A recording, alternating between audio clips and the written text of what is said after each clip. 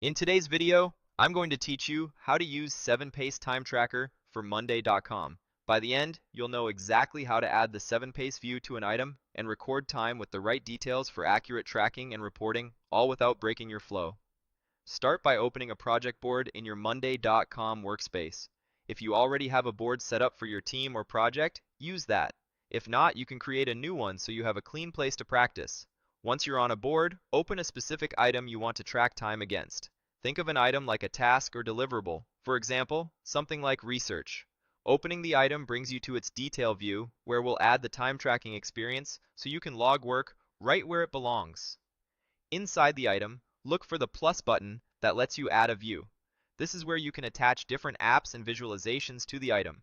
Click that plus button, then choose Explore More Views. This opens the gallery of available views you can add. In the search bar, type 7pace. You'll see the 7pace Time Tracker option appear. Select it, then choose Add to Item. This places the 7pace panel directly inside the item so you can track time without leaving the context of your task. If you don't immediately see it, give the page a moment to load and make sure you're still within the item view.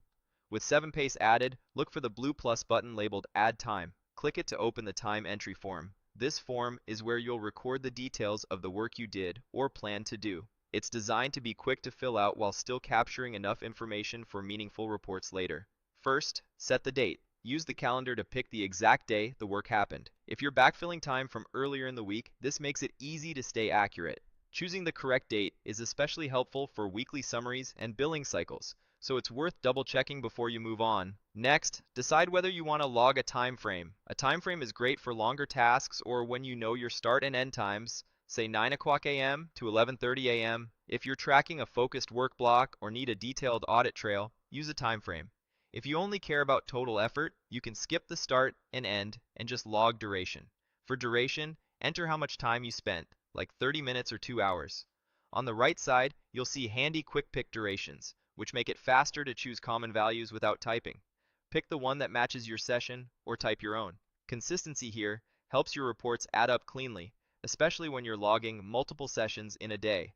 Add a comment or note to capture what you actually worked on. Brief, clear notes like outlined user flow or reviewed feedback and updated brief make it much easier to recall progress later and give your teammates useful context. If your team uses tags or abbreviations, keep them consistent so filtering and reporting stay clean. If the time you're logging should be billed to a client or project, turn on the billable toggle. This marks the entry as billable, so it's included correctly in invoices and financial summaries.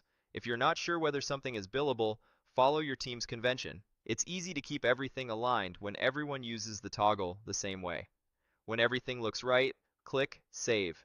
Your time entry will appear in the 7pace panel for that item. You can repeat this process to add more entries as you work through the task, or come back later to review what you've logged. That's the full flow. Open your board, choose an item, add the 7pace view to the item, click Add Time, set the date, optionally add a time frame, choose or enter a duration, add a helpful note, mark it as billable if needed, and save. With this approach, your time tracking stays accurate, organized, and right where your work lives.